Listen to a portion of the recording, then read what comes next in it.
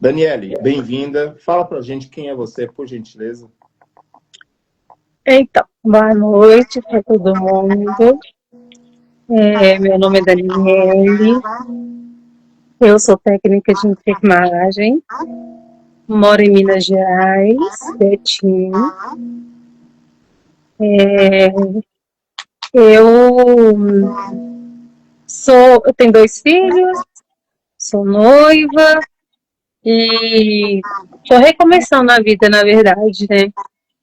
Tá um pouquinho ainda meio que andando na linha, acertando o trilho, mas tá indo bem, graças a Deus.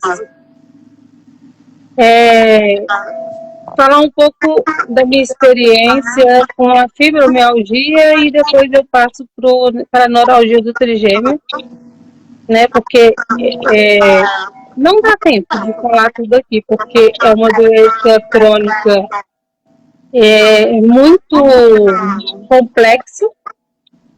Então, assim, não é todo mundo que tem o conhecimento, não é todo mundo que entende, principalmente pessoas da área da saúde, enfermeiros, médicos, desconhecem principalmente a neuralgia do trigêmeo. Eu cheguei para um atendimento com crise da neuralgia do trigêmeo e o médico me medicou como se eu tivesse com uma crise de ansiedade. E aí eu fui relatar para ele que não tinha passado a dor, que eu não estava ansiosa, que a minha questão psicológica, psiquiátrica estava resolvida, já estava sendo tratada, eu constantemente, eu tenho minhas consultas, então meus remédios estavam em dia, eu estava super tranquila em relação ao meu psicológico. E eu sei quando é uma crise de ansiedade e quando é uma crise de neuralgia do trigêmeo, que é totalmente diferente, né? Então, assim, a fibromialgia é muito difícil de lidar com ela. Por quê? Ao mesmo tempo que você estar bem, entre aspas, você está com uma dor basal, que é uma dor leve, que não te incapacita de fazer alguma atividade dentro de casa, varrendo em casa, coisas diárias mesmo, do cotidiano da mulher mesmo, dona de casa. Eu não fico sem dor. A minha dor, a dor basal fica aí de 5 a 7 todos os dias. A basal de 5 a 7. A basal de 5 a 7. Todos os dias. Então, assim, é uma dipirona de 1 grama. Não vou falar o nome dos remédios, porque a gente está em rede, né? E talvez pode ser que não pode. Mas não é uma dor onde me tira da minha atividade para mim ir para um atendimento de urgência. Mas a fibromialgia, o que me impressiona nessa doença é que ao mesmo tempo que a cabeça está doendo, a cabeça já não está doendo mais, está doendo o pé. Mesmo tempo que é no pé, é na coxa, é na cervical, é na lombar. Então, assim, a fibromialgia, ela é uma doença que ela percorre por todo o seu corpo. Eu vou me comparar com um monte de fios ligado positivo com positivo ao mesmo tempo e aquele curto-circuito no seu corpo. E são dores que, assim, são dores muito fortes, são dores terríveis. E isso leva a gente a ter, sim, um quadro de ansiedade elevado, porque você está com dor, você se medicou com os medicamentos que o profissional te passou, a dor não passa, você vai até o atendimento de urgência, que no caso aqui, né, UPA, né, agora, e chegando lá você é tratado como se você fosse uma viciada em química, né, viciada em medicamentos, Não são todos, não vou generalizar, porque anteontem mesmo eu estive na urgência, fui muito bem atendida, o médico que me atendeu, ele até nem foi eu nem fui por causa da neuralgia, não, da fibromialgia, não, fui por causa da neuralgia. Então ele fez ali o protocolo que eles têm que fazer, né, que eu sei que tem que ter mesada de pirona até chegar no maior, né, que é o opioide. E assim ele fez.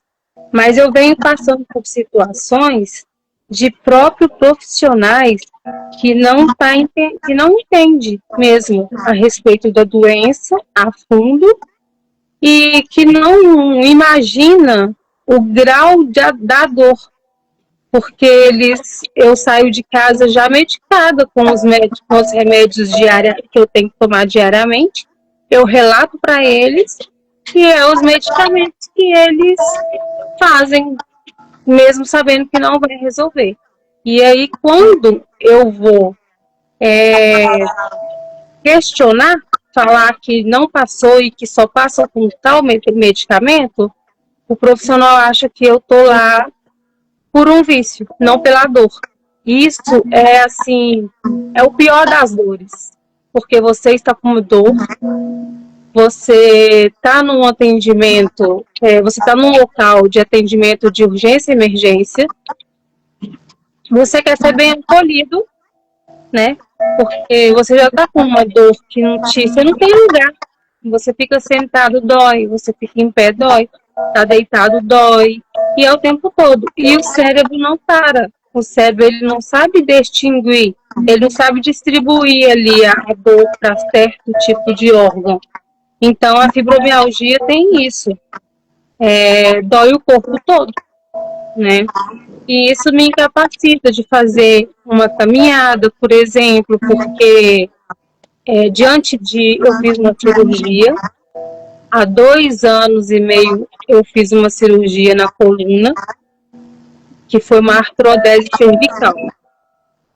Depois dessa artrodese cervical, que eu tive a pior da fibromialgia e que veio ter mais frequências da neuralgia do trigêmeo. Então, eu fiz essa cirurgia, eu tinha o quê? 30% de qualidade de vida. Eu falo 30% por quê? Porque antes da cirurgia, eu corria todos os dias. Eu treinava todos os dias, eu corria de segunda a sábado e dia de domingo eu disputava provas de corridas. E depois da cirurgia, eu não conseguia, fiquei mais ou menos 1 ano e 8 meses em cima da cama, levantava só para ir ao banheiro. Nem comer eu comia. Quando me dava fome, eu tomava leite.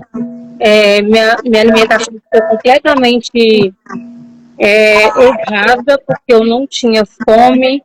E pós-cirurgia, eu tive que tomar. A minha dieta teve que ser aquela dieta branda, que é bem amassada, né? Então, meu cérebro não aceitou muito bem aquela textura. Então, eu fiquei 1 ano e 8 meses. Eu falo assim que quando eu estou conversando hoje, eu tenho essa liberdade para falar, porque alguns meses atrás eu não conseguiria falar para você o meu problema, porque me atingia muito psicologicamente. Porque eu fui para uma mesa de cirurgia com a esperança de sair dali, não 100%, porque eu sei que mexeu no corpo é a mesma coisa de um celular. Você tem um celular, ele estraga, você leva para assistência e nunca mais ele é o mesmo.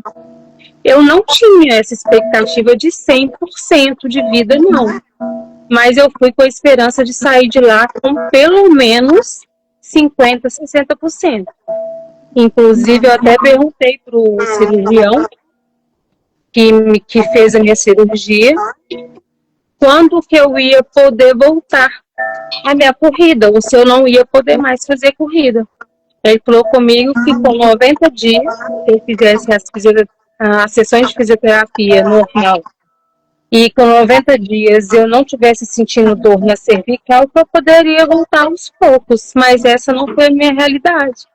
com 1 ano e 8 meses, eu estava debilitada em cima da cama. Eu só agradeço a Deus até por isso, eu só não dependi de pessoas para trocar uma fralda, não precisei usar fralda, né? Não fiquei totalmente debilitada, mas eu fiquei porque eu não conseguia lavar uma vasilha, eu não conseguia dobrar uma roupa, eu não conseguia fazer nada. E aí, depois dessa cirurgia, agora tá fazendo 2 anos e meio, e assim, só piora.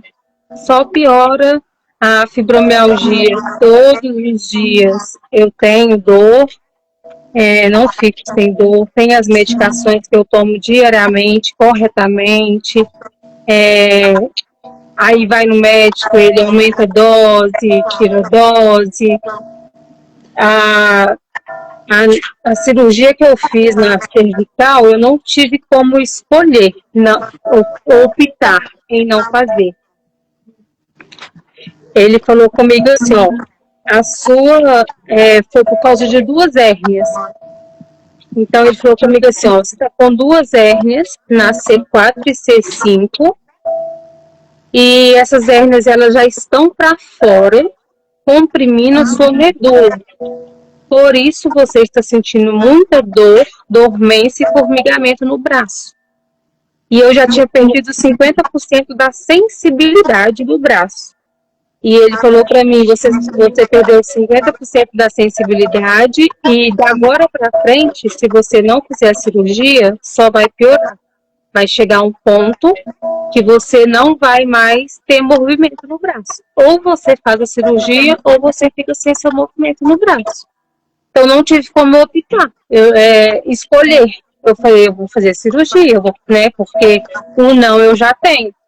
E foi confiante, né? Que ia acontecer, que ia conseguir. Só que de lá para cá eu tenho 0 qualidade de vida. Eu saí do hospital com muita dor mesmo. Saí do bloco cirúrgico, queria falar com o médico que participou da minha cirurgia. Ele não teve disponibilidade de vir conversar comigo, explicar como que foi. Foi a anestesista que conversou comigo, eu falei com ela, eu tô com muita dor. Aí ela falou, não tem mais nenhum remédio que eu possa te fazer, porque eu já fiz morfina, se eu fizer o outro medicamento que eu tenho, eu preciso de uma vaga de CTI para você, e a gente está sem vaga de CTI. Então não posso te fazer essa medicação, porque se você se rebaixar, eu não tenho vaga para você no CTI.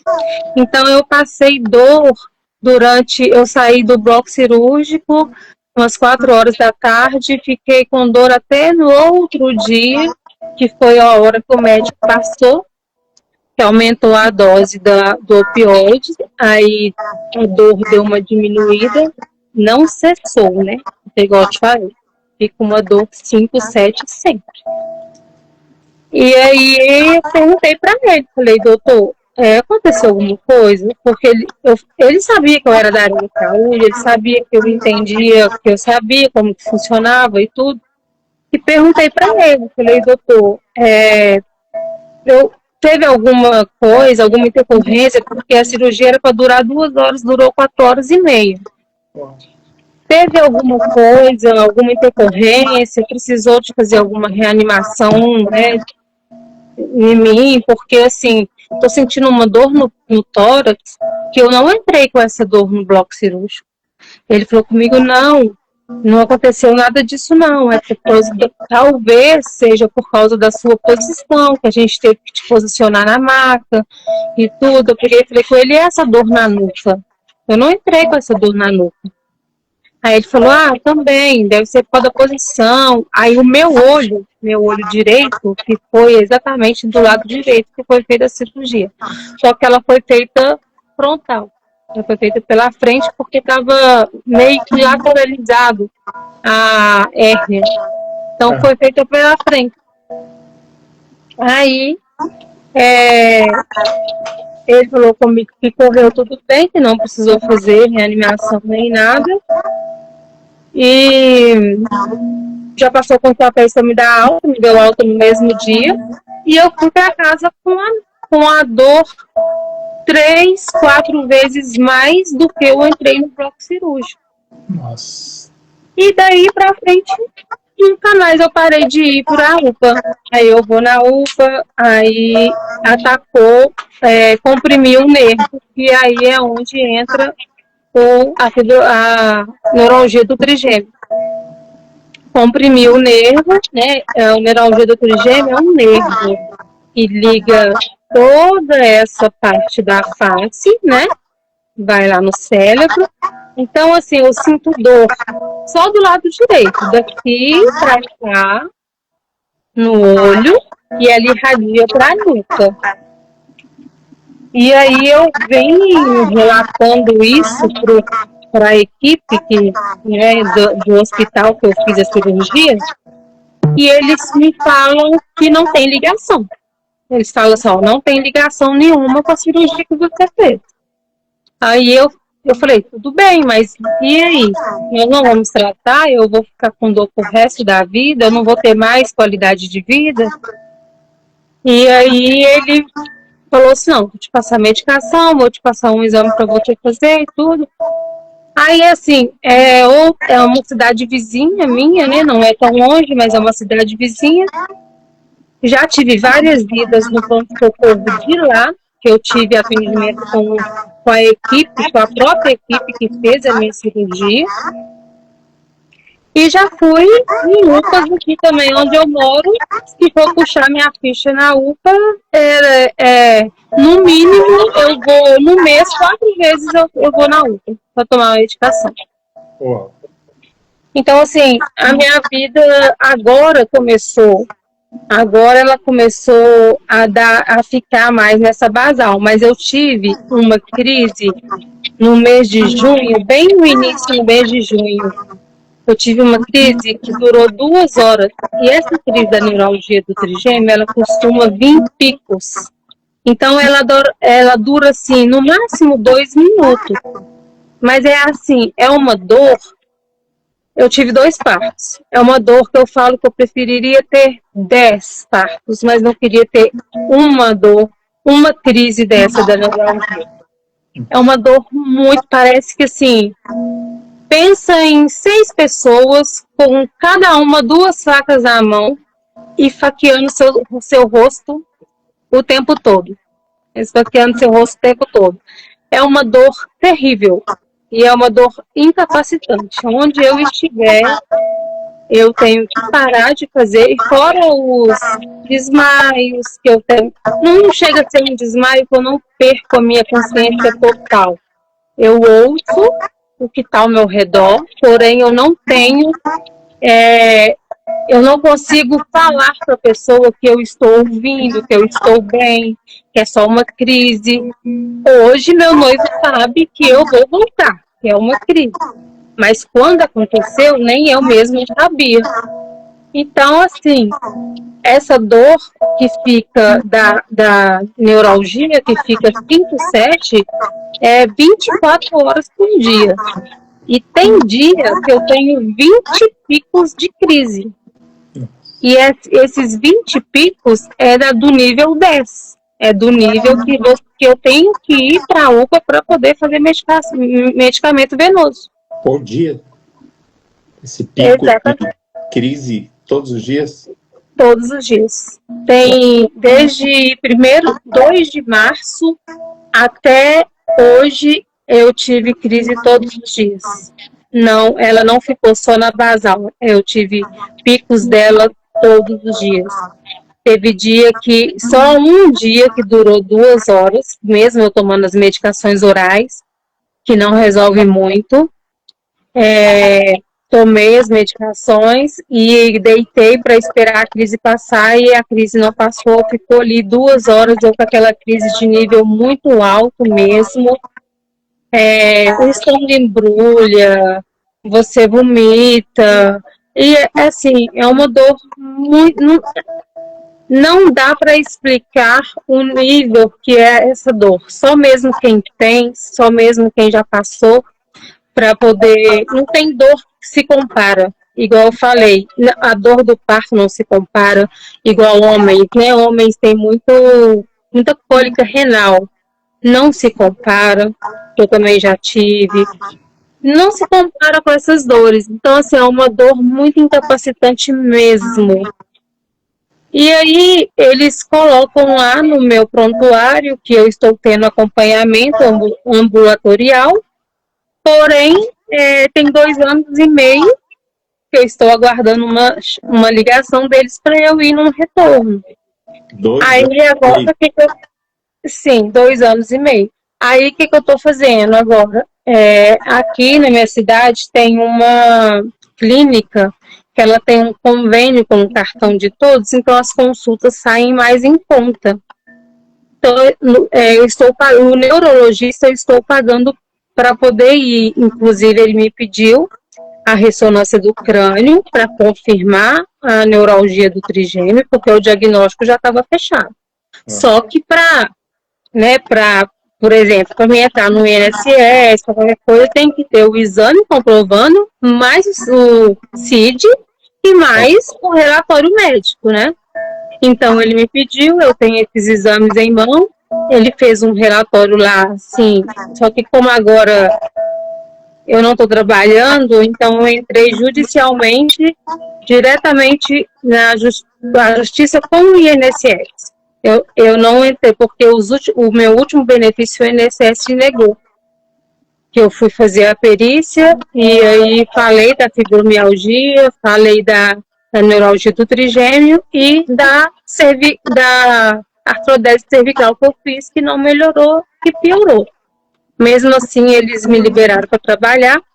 Eu tentei voltar a trabalhar algumas vezes, inclusive estava trabalhando, comecei em março, faltando 20 dias para vencer meu período de experiência, a empresa me desligou, porque eu estava tendo muito picos de dor. E na hora que tem picos de dor, é pegar e levar para o pronto-socorro, não tem o que fazer. Não tem uma dipirona que você vai tomar e falar assim, espera 40 minutos que vai passar, não passa. Infelizmente, é só venoso, e mesmo assim é um alívio para ela descer para o basal. Nunca fiz. Daniele, só para a gente sintonizar, tem muitas perguntas aqui, não sei se você vai dar conta, mas só para a gente sintonizar. Você já tinha fibromialgia antes da cirurgia? Então, eu não tinha o diagnóstico. Certo. Mas eu tinha todos os sintomas, desde os meus 25 anos. Perfeito. Tanto da fibromialgia, quanto da hérnia discal, só que eu não sabia que era hérnia, porque toda vez que meu pescoço travava, eu ia no atendimento e eles me diagnosticavam com torcicolo. Então, fazia uma bezetacil, fazia um anti-inflamatório e tal, e me mandava para casa. Então, eu demorei o quê? Eu tinha 25 anos, hoje eu tenho 40. Eu descobri há 2, 3 anos atrás. Então, eu vivi muitos anos. Inclusive, o neurologista mesmo me falou, eu não sei como que você deu conta de conviver nesse estado por tantos anos. Porque você tem a pior dor do mundo, considerado pela própria medicina. E só que depois da artrodese que eu fiz, a partir do momento que eu deitei naquela mesa do bloco cirúrgico, tudo piorou.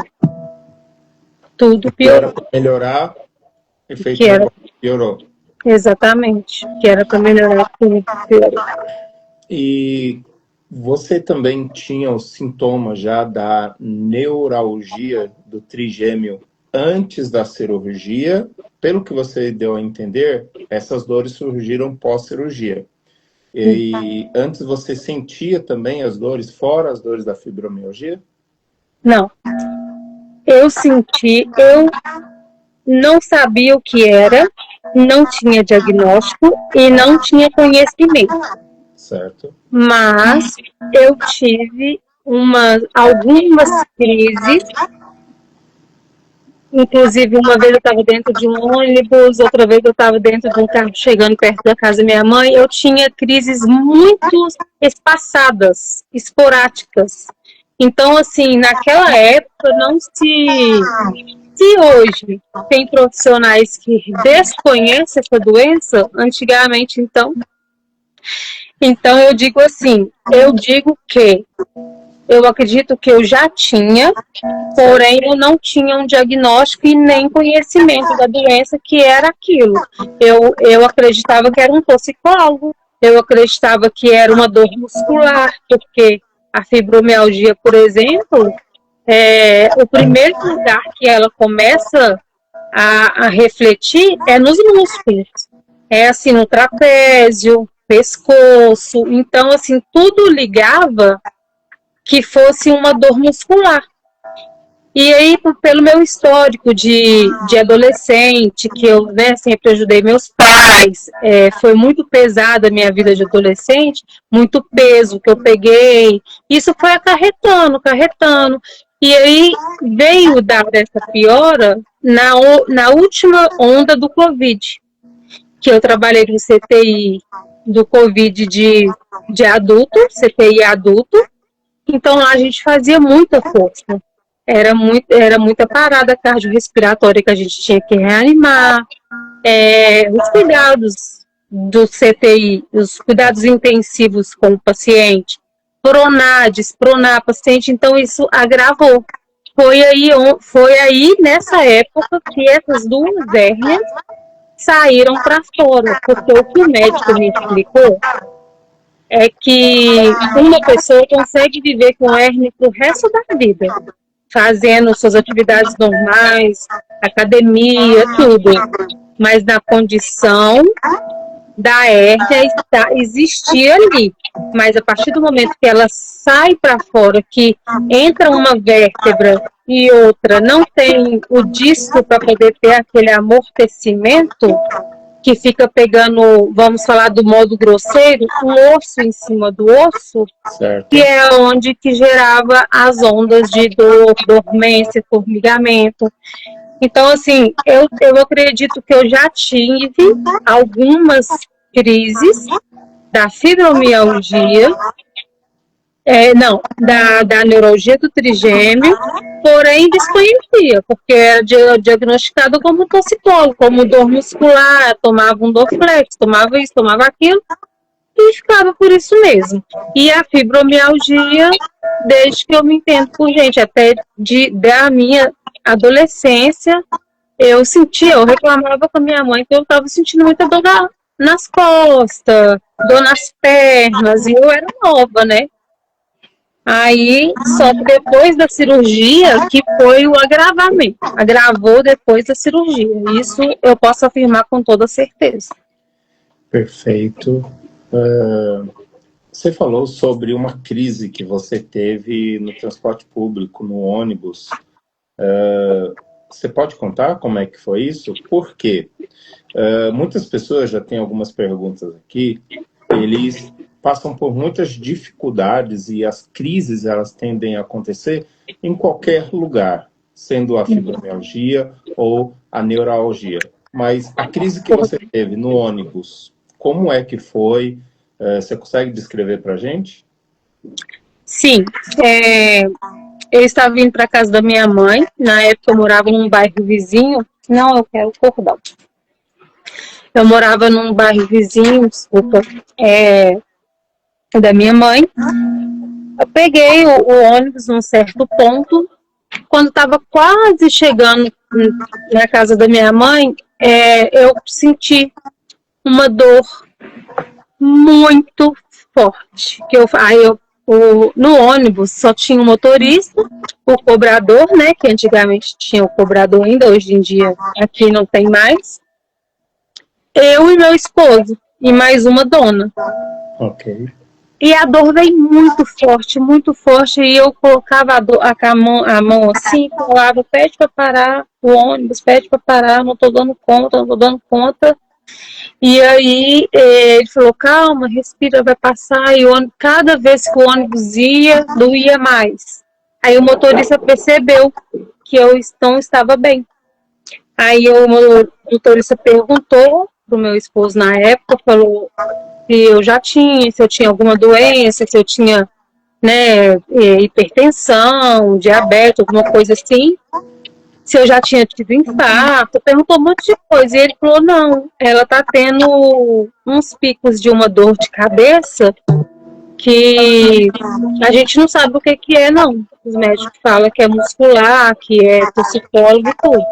Só que, igual eu te falei, a dor, o pico dela é rápido, dura 2 minutos. Então, durou ali a crise, eu respirei e falei com o motorista, pode continuar. Até porque eu estava perto da casa da minha mãe. Então, assim, não tinha muitas pessoas no ônibus, só o motorista mesmo, ele foi até muito empático comigo, ele teve uma empatia ali, perguntou se eu queria que chamasse, né, o SAMU, no caso. Falei com ele que não, que eu já estava tendo essas crises, mas que passava logo. E foi assim. Hoje, isso está mais acessível para as pessoas, eu digo. Hoje tem esse cordão, né? Tem o cordão de autismo, né? Que quem tem autismo do cordãozinho lá, dos quadradinhos, e tem esse de girassol. Esse cordão, onde eu vou com ele. Não para me ter preferência para entrar num banco e entrar na frente de um adulto que está atrás de mim. Eu vou com esse cordão porque para as pessoas saberem, e não são todas as pessoas que sabem, que esse cordão ele simboliza doenças ocultas. Porque as pessoas acham, muitas pessoas, o ser humano ele acha que você só é deficiente quando você não tem uma perna, quando você não tem um braço, quando você não aparentemente dá para ele ver que você é deficiente visual. Então, assim, esse cordão, ele tá começando a ser mais conhecido. Quando a pessoa não sabe o que é, ela me pergunta. Quando eu vou na UPA, que eu vou com esse cordão, aí a moça me pergunta, por que você pegou ficha de preferencial? Aí ela vê o cordão. Aí eu falo com ela, devido à minha patologia. Eu tenho várias doenças, são doenças ocultas, mas são doenças crônicas. E doenças crônicas, a gente tem, né, o direito de ter o atendimento preferencial. Mas muitos não sabem disso. Hoje está mais fácil por causa disso. Hoje em dia tem esses cordões para poder sinalizar que você tem algum déficit, alguma deficiência. Então hoje está mais acessível. Entendo. E é muito importante essa conscientização das pessoas quanto à identificação. A gente tem clientes, por exemplo, com cordões também do girassol, que eles têm também o transtorno. E falando de uma cliente particularmente, ela foi meio que rechaçada, mesmo estando com o cordão. As pessoas começaram a questionar, humilhar ela, e ela tentou dizer, olha, eu tenho tal patologia, e as pessoas, por não ter o conhecimento e a chamada empatia, foram totalmente deselegante com ela, tanto que foi um caso de polícia. E falando de caso de polícia, a gente percebe que, infelizmente, e aqui a saúde pública, ela auxilia muitas pessoas, mas, infelizmente, ela está muito atrasada, por exemplo, em questões relacionadas à sua luta diária, sua luta por minuto. Você falou de dor 7 para a gente, nós consideramos que ela já é um nível alto, acima de 5 é um nível alto, 7 para você é aquela dor diária. Imagina uma mãe, com o exemplo que você trouxe, que já gerou parto normal, sabe a proporção da dor que é aquele estágio de minutos antes, horas antes, e você falar que preferiria vários partos em se tratando de dor e não queria sentir a dor do trigêmeo. Então, com certeza, é uma dor absurda. Mas falando desse socorro, Quais são as maiores dificuldades para você? E aqui eu tenho bastante pessoas que estão se identificando, Daniele, com a sua história. Eu também tenho. E quais são as maiores dificuldades para você no contexto social, familiar? Aqui eu estou falando de pessoas que te cercam, amigos, que conheceu a Daniele, técnica de enfermagem, que trabalhou na pandemia, salvou vidas com certeza, te viu, ainda que com dores, mas não diagnóstico declarado, de pé, enfrentando o mundo, trabalhando, e hoje olha você em situações de muita dor, de muito sofrimento. Você tem esse acolhimento entre amizade e pessoas da família ou não? Não. Eu tenho uma única pessoa, duas, na verdade, que entende, que não ignora a minha dor, que é o meu noivo, que está sempre comigo, sempre me levando na UPA para atendimento, está sempre do meu lado. E tenho uma irmã que não mora perto de mim, mora em outra cidade, mas é cidade vizinha, que sabe do meu histórico também, que inclusive o dia que eu fiz a cirurgia, foi ela que ficou como acompanhante comigo. E são as únicas duas pessoas que me apoiam. Os outros, a minha mãe, não vou muito longe não, a minha mãe vira para mim e fala assim: isso é muito mole, isso é preguiça, você quer ficar o dia todo em cima da cama, você está com preguiça, você não quer fazer as coisas, você não quer sair para trabalhar, depressão não existe, depressão é falta de Deus, você está precisando procurar Deus, porque a pessoa que tem depressão a pessoa que tem espírito fraco e etc. A minha própria mãe é uma das pessoas que julga isso como manha, como fraqueza, como falta de Deus, porque assim, eu vim do hospital, como eu falei, com a dor 3 vezes mais do que eu entrei. Ok. Então eu falei assim, vou ficar em casa durante 15 dias, porque eu cheguei em casa no mesmo dia, então foi recente. Eu falei, vou esperar 15 dias. E nesses 15 dias foram só choro,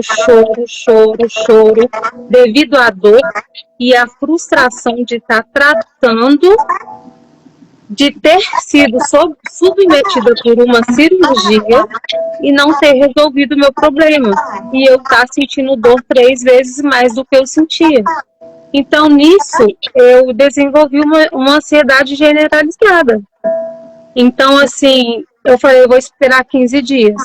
Se com 15 dias eu não melhorar esses sintomas de tristeza, esses sintomas de choro, de angústia, de vontade de tirar mesmo a minha vida, eu vou procurar um psiquiatra.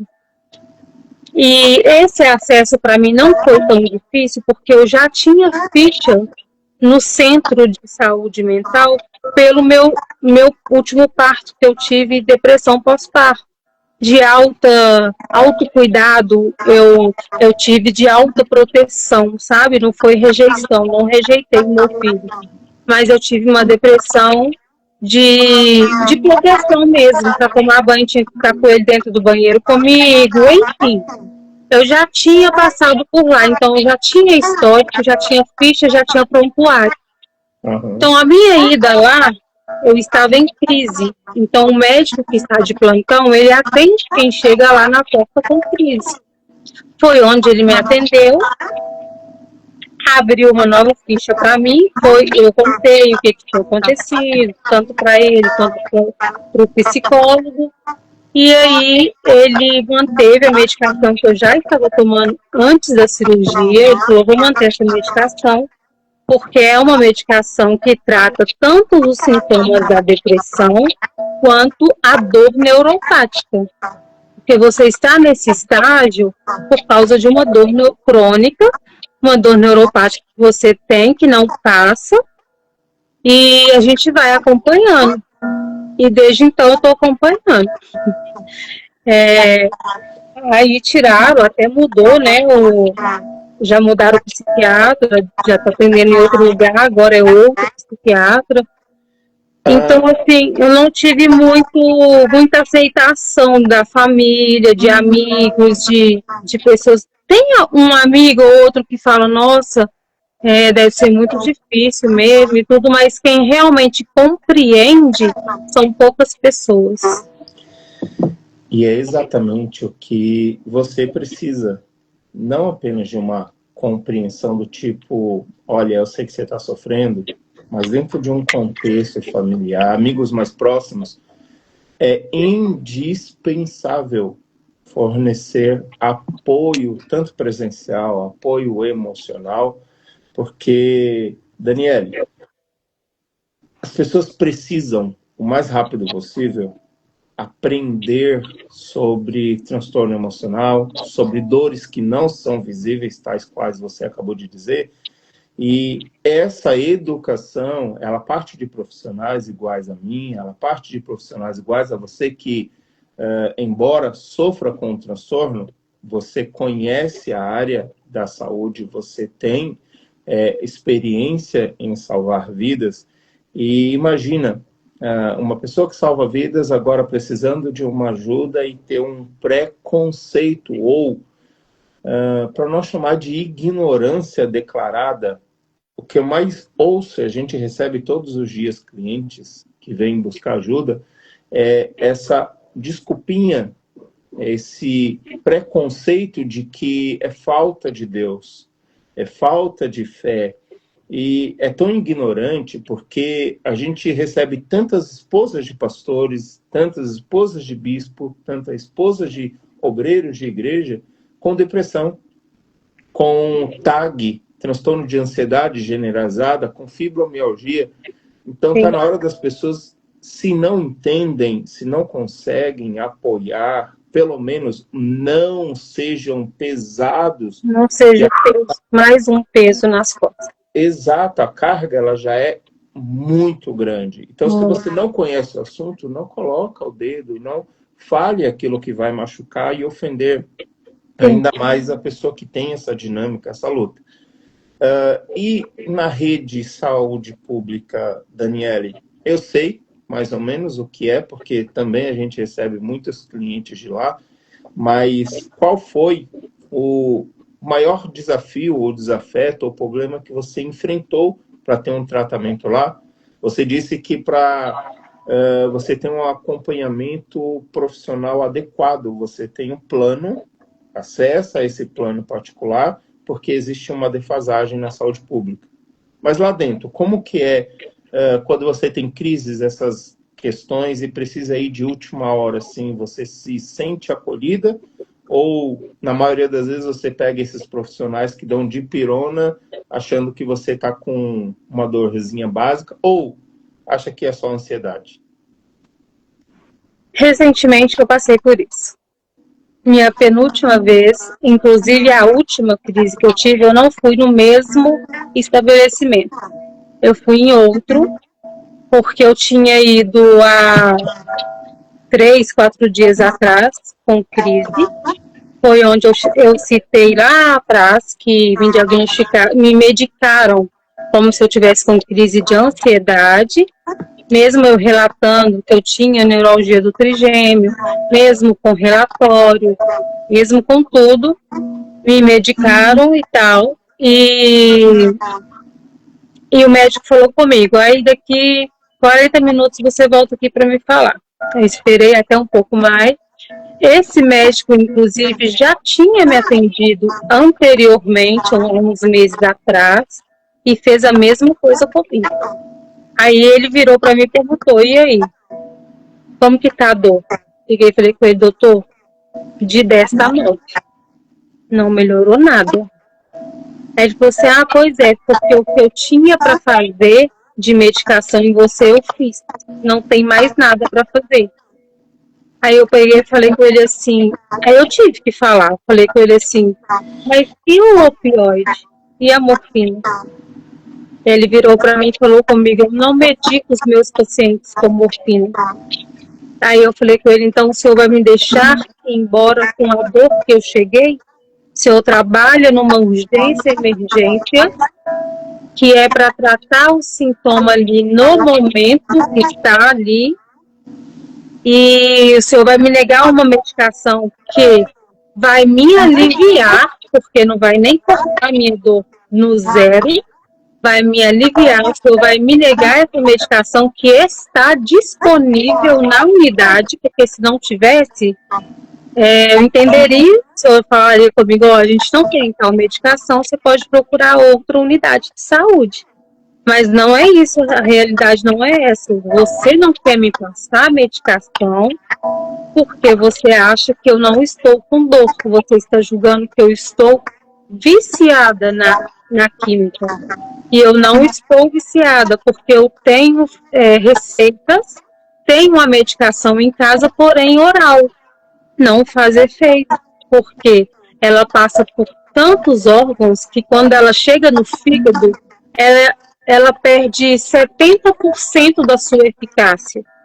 Então, é uma medicação que, além dela demorar a processar, quando ela chegar no ponto que é para ir direto da dor, ela já não vai estar mais com a quantidade de miligramas, vamos falar no modo grosseiro, ela já não vai estar, vamos supor, 10 miligramas, ela vai chegar lá com 3 miligramas.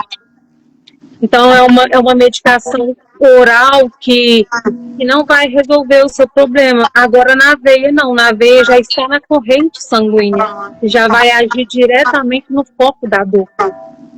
E essa última vez foi muito constrangente.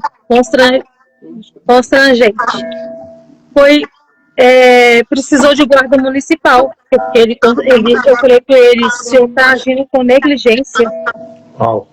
O senhor não está, o senhor está deixando eu ir embora, porque o senhor não quer me medicar com uma medicação que sabe que só ela vai tirar a dor, vai me aliviar, e por conduta sua, o senhor não quer me passar. Então, você está agindo com negligência. Me dá o meu papel de liberação para me sair na portaria, que eu vou procurar outra unidade de saúde. Ele pegou e falou comigo assim: estou agindo com negligência porque eu não estou te dando alta. Você vai ter que ficar aqui até 5h30 da manhã para mim poder te medicar de novo. Aí eu falei com ele: eu vou ficar aqui até 5h30 da manhã com a dor que eu estou sentindo para você me dar outra dipirona? Aí ele falou comigo: o que eu posso fazer por você é isso. Aí eu peguei, aí ele levantou e falou assim: eu não vou discutir com você. Eu falei: não, eu também não quero discutir. Eu só quero que você me medica com o que tem disponível na unidade. É só isso que eu estou te pedindo. Não estou te pedindo para fazer nada além fora da sua profissão. Ele pegou e falou que não, ficou gritando comigo, que não ia me passar a medicação, e começou a gritar para todo mundo que estava lá, inclusive os seguranças, né, que eu estava tentando trancar ele dentro do consultório, para ele me prescrever uma medicação. Eu falei com ele: como que eu vou te trancar dentro de um consultório, sendo que quem tem a chave do consultório é o senhor?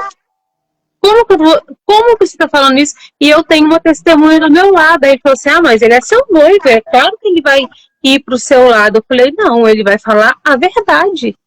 Ele vai falar que o senhor está agindo com negligência, não quer me medicar e não quer me liberar. Eu estou com 2 filhos lá em casa, os 2 de menor, porque eu vim aqui para tomar medicação e voltar. Eu não tenho condições de ficar aqui até 5h da manhã esperando por uma dipirona. Eu vou embora e tomo na minha casa.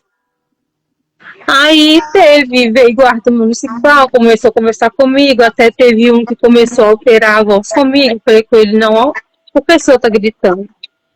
O seu direito começa onde o meu termina, e vice-versa. Não grita comigo, porque eu não estou gritando com o senhor. Eu não quero nada além de aliviar a minha dor para ir embora. Eu não quero tumultuar plantão de ninguém.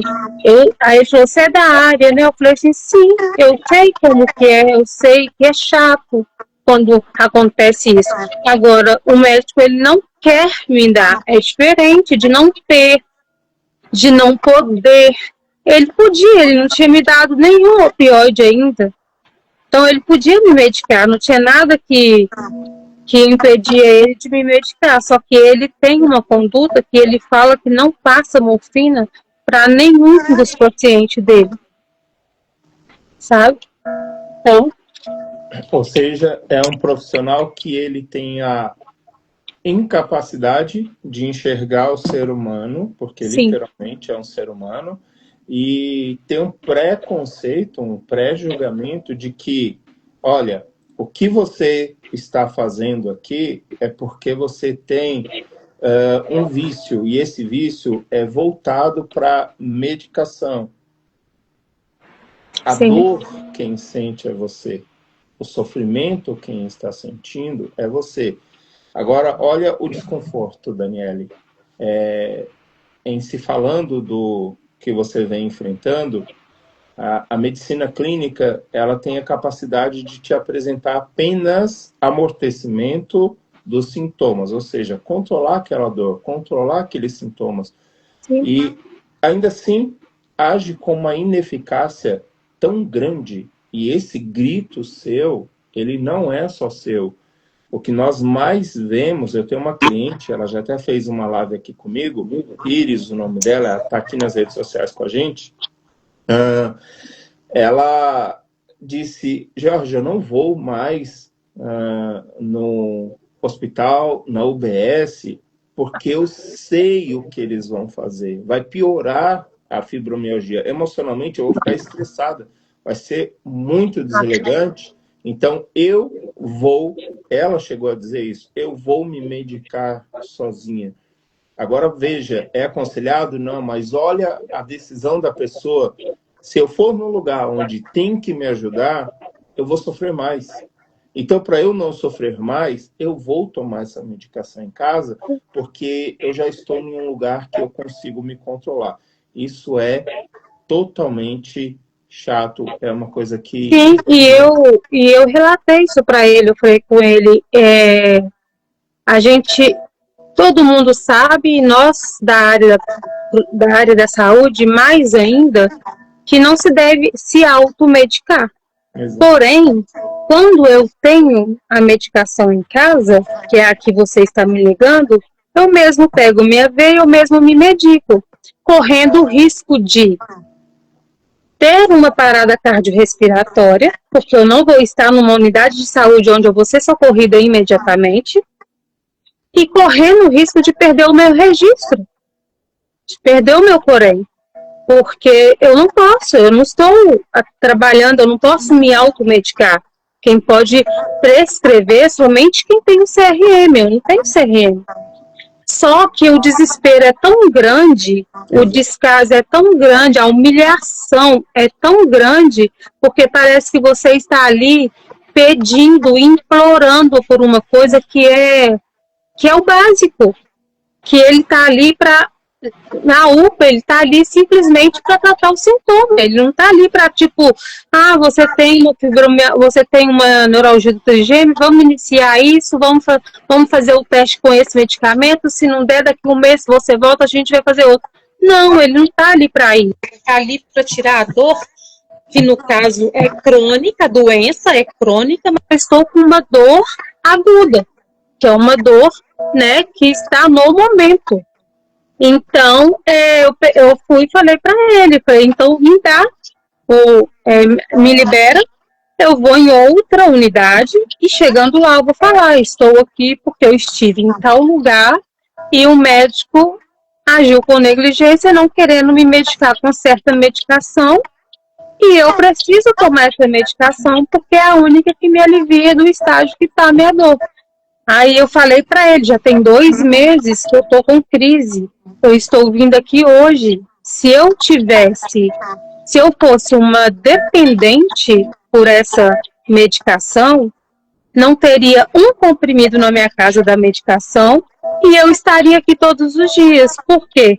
tem um paciente lá que fez a mesma cirurgia que ele sim foi diagnosticado que ele teve esse vício da medicação, mas ele vai na UPA de 5 a 6 vezes no dia.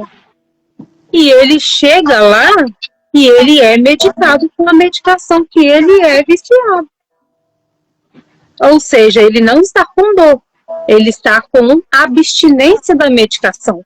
E ele é medicado. E eu cheguei com dor e não fui medicada, porque ele julgou que eu estava dependente da medicação. Então, isso é frustrante, sabe? Isso é muito...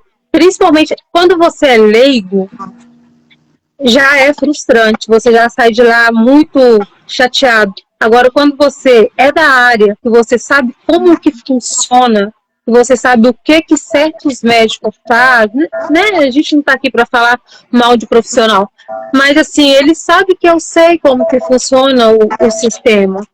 Então é mais frustrante ainda. É igual quando eu saí do bloco cirúrgico, eu olhei para o meu irmão e falei, aconteceu alguma coisa, eles não querem falar, o meu peito, o meu tórax está doendo, parece que tem um elefante em cima do meu tórax, eu não entrei lá com essa dor. O meu olho, eu estava com uma sequela no meu olho, que inclusive quando vem o pico da fibromialgia, não, da neuralgia do trigêmeo, ele ainda dá sinal. O meu olho direito, ele fica quase que não abre quando vem o pico mais forte da crise. E aí eles falam que não tem ligação e tudo, aí fica nessa, eu fico a mercê, que eu vou no atendimento de urgência. Também tem os que entendem, porque um dia eu cheguei lá, anteriormente esse médico me atender, eu estive lá, a médica que me atendeu, eu falei para ela, doutora, eu sei que é protocolo, eu sei que tem que começar do menor para o maior, mas eu já vou logo te avisando. Eu vou voltar para a senhora me reavaliar e não vou pedir nem para tirar meu acesso, porque eu sei que eu vou precisar de outra medicação, porque essas medicações que são protocolo não vai resolver. Ela pegou e virou para mim e falou, não, então se não vai resolver, vamos logo na raiz do problema. Então eu vou te passar a medicação que vai tirar a sua dor. Se você está com dor, você não vai sair daqui com dor. E eu não tinha nem comentado com ela o que tinha acontecido comigo anteriormente. Então, assim, tem profissionais e profissionais, entende? Mas tem mais os que desconhecem, tem mais os que tratam com desprezo do que os que têm empatia. Isso é com certeza. Estou vendo aí, tem uma senhora falando, acho que a senhora Dilma, que faz 1 ano e meio que ela está aguardando uma consulta com o reumatologista. Olha para você ver, é desumano. É desumano, porque é uma dor que você sente ela diariamente e você fica incapaz de varrer uma casa, sabe?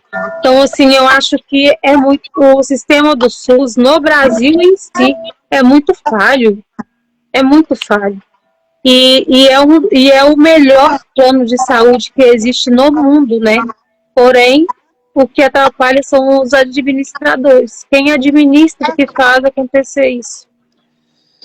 Exatamente. Olha, eu gostaria de ficar mais 2 horas com você aqui e eu até vou te fazer uma proposta para uma segunda live para a gente destrinchar um assunto um pouco mais abrangente.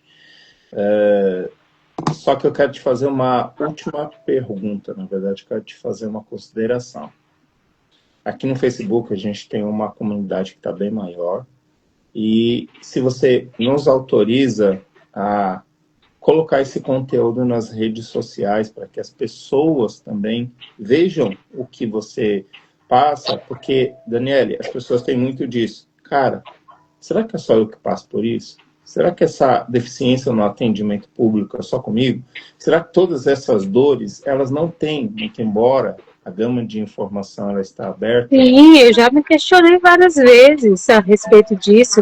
Inclusive, eu acho que está dando para ali, tá vendo ali? Medalhas. São medalhas. de corridas que eu fiz, mesmo tendo a fibromialgia, que não era uma dor muito intensificada, mas que vinha também em períodos esporádicos, mas vinham, e a da neuralgia também. Sempre que eu terminava uma corrida, que eu parava, eu sentia a crise da neuralgia. Só que eu não sabia o que era. Aí, o que acontecia? O meu rosto do lado direito, ele ficava, igual eu te falei, muitas facadas, e o maxilar todo parece cheio de formiga, e os dentes parece que estava arrancando, sem anestesia, do primeiro ao último aqui.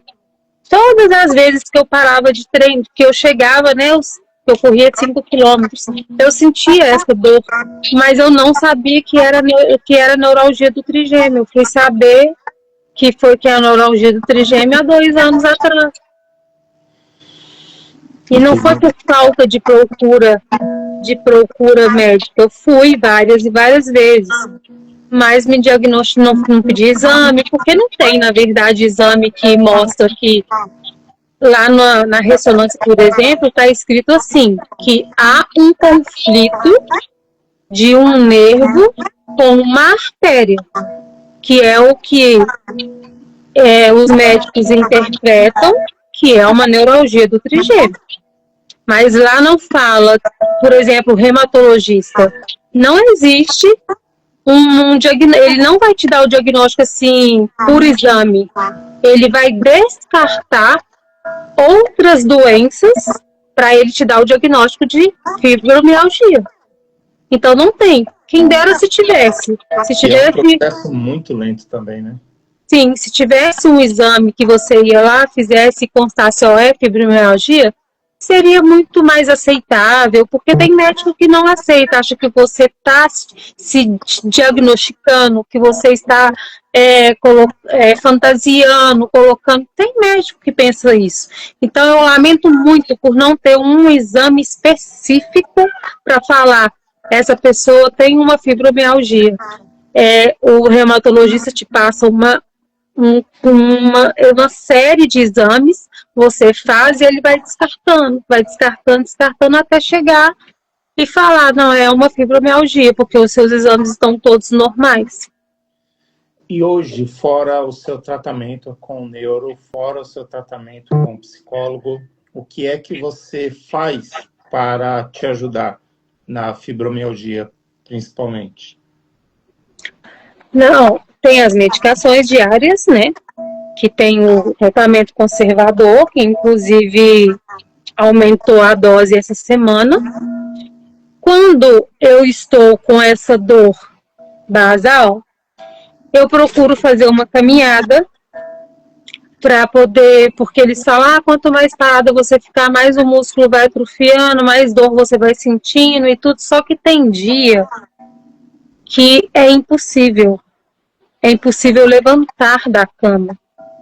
Então, assim, antes eu estava sendo difícil, foi difícil de aceitar, foi difícil de falar assim, nossa, eu não consigo fazer nenhuma caminhada mais. Foi muito difícil para uma pessoa que corria, uma pessoa que sempre foi ativa, que eu sempre tive uma qualidade de vida assim, né? Aí, de repente, eu tenho 0 qualidade de vida. Tem dia eu não tenho o que fazer, tem dia que eu não consigo fazer nenhuma caminhada, alongamento, porque eu estava no Pilates, porque eu não posso com a musculação devido à carga de peso por causa da peça da artrodese cervical. Então, eu não tenho indicação para musculação, mas eu posso fazer Pilates porque é com o próprio peso do corpo. E eu tive que parar, porque no alongamento, para começar os exercícios, eu estava sentindo mal-estar. Eu estava sentindo princípio de desmaio, só que como eu já sei os sintomas que vai me levar a desmaiar, eu vinha e agia antes. Sentava, baixava a cabeça, ou levantava os pés para ter o retorno sanguíneo e tal ali, aquela coisa toda. Coisa que não é nem todo mundo sabe, né? Que você pode evitar uma síncope ali mas minhas vistas escureciam, o estômago embrulhava. Eu cheguei perto da fisioterapeuta e falei, ó, não tá dando. No alongamento, eu tô sentindo mal-estar, tô sentindo que vou desmaiar, já cheguei a ter vômitos lá, né, ânsias de vômitos e tudo. Ela pegou e falou comigo, vamos dar um tempo, porque essa cirurgia tá recente, né? Tinha só 2 meses que eu tinha feito a cirurgia e fiz todas as fisioterapias, todas as sessões. Aí ela falou para mim que era pra gente esperar e depois a gente tentaria de novo. Não voltei para tentar, porque, igual eu te disse, tem 2 meses que eu estou com crise muito forte da neuralgia. E a fibromialgia é o tempo todo. Eu cochilo, não durmo. Eu tomo medicamentos para dormir, eu não durmo. Eu cochilo 40 minutos, na hora que eu acordo, meu corpo está doendo da cabeça aos pés. Tem dia que eu acordo gritando de dor, gritando, meu noivo, sabe, me ajuda, eu tô com dor. E não tem força para levantar da cama para pegar a medicação para tomar. Então é uma dor que ela é muito incapacitante, sabe? Eu gostaria muito que as pessoas, que muitas pessoas soubessem, para pelo menos não precisa acreditar mas assim, que não colocasse mais uma pedra nas suas costas dizendo que é frescura, que é preguiça, que é isso, que é aquilo, porque é o que mais tem. É o que mais tem. No meu local de trabalho, eu ouvi muito isso. Você está fazendo corpo mole, não sei o quê. Então, acho que o dele parou. Voltou. Daniele, eu tenho um pedido para fazer. Só é a primeira live, eu pretendo fazer mais uma com você. E essa eu vou ter uma proposta muito maior. Você nos autoriza colocar essa live nas redes sociais para que as pessoas também consigam assistir? Sim, com certeza. Eu até tenho um conhecido que queria estar participando, mas ele não tem o aplicativo, né? E aí ele falou que quando estiver disponível no YouTube, para me passar para ele o link que ele quer assistir. Ele também é da área. Ele era radiologista e técnico, né, de radiologia, e aí ele fez enfermagem. Então ele queria participar para mais conhecimento, para, né, assim, sintomas, que ele vai precisar no dia a dia por exemplo, para triar um paciente com uma queixa dessa. Ele vai saber o que fazer. Então, ele queria participar. Aí ele me disse que quando tivesse o link, que era para passar para ele, que ele quer assistir. Então, assim, tá liberado. Pode ir. Perfeito. Vai subir para o YouTube ainda essa semana, mas a gente vai usar alguns cortes aqui nas redes sociais menores mesmo, Instagram, YouTube, TikTok. Mas eu quero deixar um último alerta para as pessoas que estão ouvindo e que vão ouvir. A dor é sua, o sofrimento é seu. Não se recue diante de uma sociedade, seja ela profissional, seja ela parental, amizade, em que te coloca além ou aquém, melhor dizendo, do que você pode ter. Lute pelos seus direitos. Hoje, a Daniele, ela é uma voz aqui, e essa voz, aqui nas nossas redes sociais, ela vai muito mais longe. A gente tem somado em todas as redes sociais praticamente 1 milhão de seguidores, e então essa voz ela vai muito mais longe. A gente acredita que tem muitas outras pessoas que querem dar esse suspiro que a Daniele está dando, e a gente vai fazer isso acontecer também. Meu desafio para você é, deixe uma palavra para alguém que está sofrendo tanto com a fibromialgia quanto com a neuralgia do trigêmeo, por gentileza. Seja forte, corajoso e não desista de você. Perfeito. Você é a única pessoa que pode lutar por você, porque só você conhece a sua dor, só você conhece, sabe o que você está passando. Então, o que eu digo é, não espera validação de outras pessoas, só não desiste. Vai até onde você estiver força, peça a Deus mesmo, seja forte e corajoso, porque você, para passar por essas patologias, precisa ter força, fé e persistência. Porque tem dia que você acorda, que você fala, Deus, eu não quero mais. Não quero mais, porque eu estou sofrendo, não tem cura, só tratamento, e é frustrante, é doloroso. Então tem dia que a gente acorda assim, pedindo a Deus para que dê o fim. Mas eu falo, eu já passei por isso, e hoje eu digo, sabe? Não desista, persista, vai atrás dos seus direitos, igual a senhora aí está demorando, né, 1 ano e meio. Eu também, se estivesse esperando, estaria 2 anos e meio, que até hoje eles não me chamaram. E isso, lutar com todas as armas que for possível, sabe? Para poder aliviar, porque já é uma doença que você carrega nas costas 24 horas por dia, 365 dias, né, no ano. E a única pessoa que não pode desistir de você é você mesmo.